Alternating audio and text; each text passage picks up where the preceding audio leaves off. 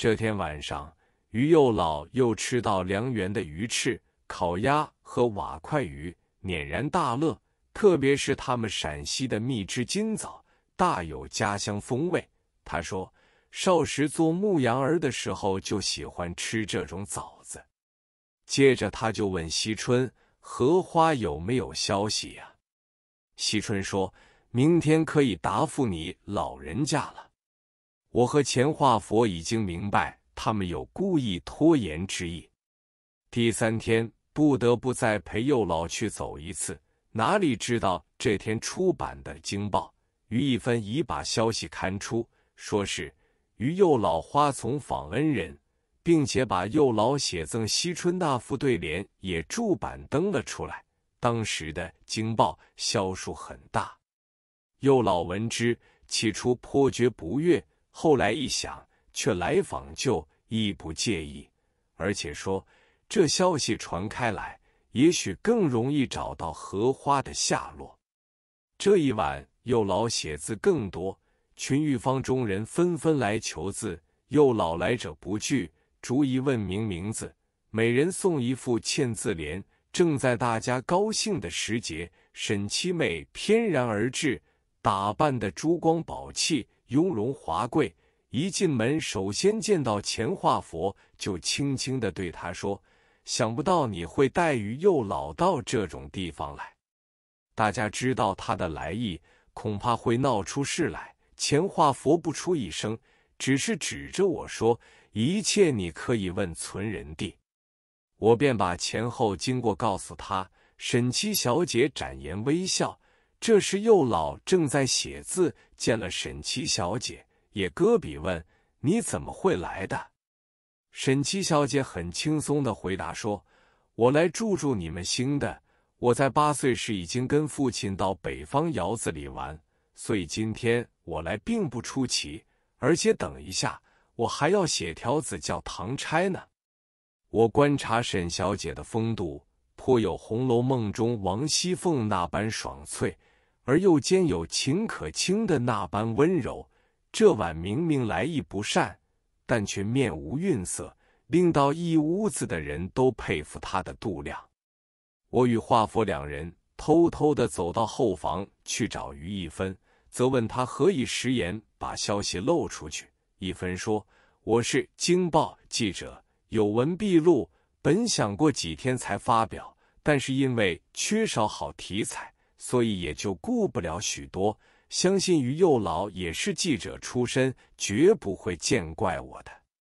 我们两人此时已无话可说，不料一芬又讲出一篇道理来。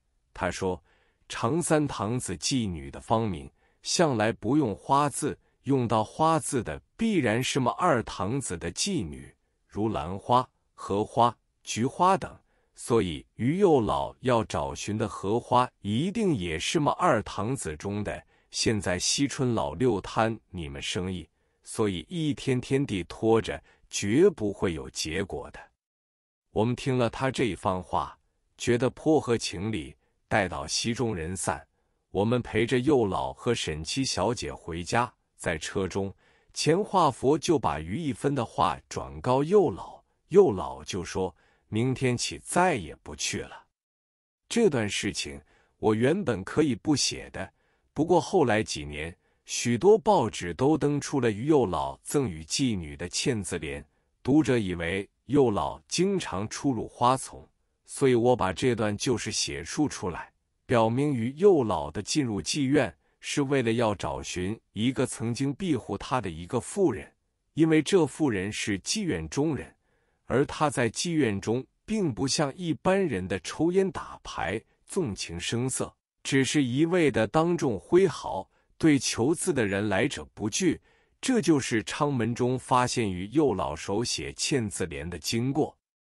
书生本色，一介部曲抗战8年，我与右老联络中断。接近胜利时，我和上海一届若干爱好书画文墨的友好，组织一个文酒会，名称叫做京社，取其经常集会之意，定每月1日举行。大家把1个月中所搜集到的衣史文物携带到会，以供大家玩赏。参加经社的人有秦伯卫、程门雪、张次公、盛心如、徐小普、叶锡春、方慎安等。不久，抗战胜利，气象一新。一次集会，徐小普到会展出铁券8件，最古的一件是汉高祖颁赠功臣的，功臣受到这个铁券是永远在不杀之列。铁券上面刻有姓名官职，有一件是唐代皇帝颁赠给一个御医的，他带了这8件珍贵文物来参加，我们眼界为之一开。我就提起从前于右老送给他那件文天祥长卷，是否可以在下次集会时带来给大家欣赏一下？徐小普皱着眉说：“我的老宅在虹口北四川路附近武昌路，在抗战时期被日本人占去了，现在胜利来临，这所旧宅又被军人所接收，坚持不肯发还。我正为了此事头痛非常。因为讲定下个月份要我筹出金条30条作为酬劳，才可以发还。这300两黄金筹集不易，我只是一个小儿科医生，生意虽好，要我出300两黄金来赎取这屋，我是极不愿意的。”我说：“于右老和你极有交情，而且他是监察院院长，何不请他出来说句公道话？”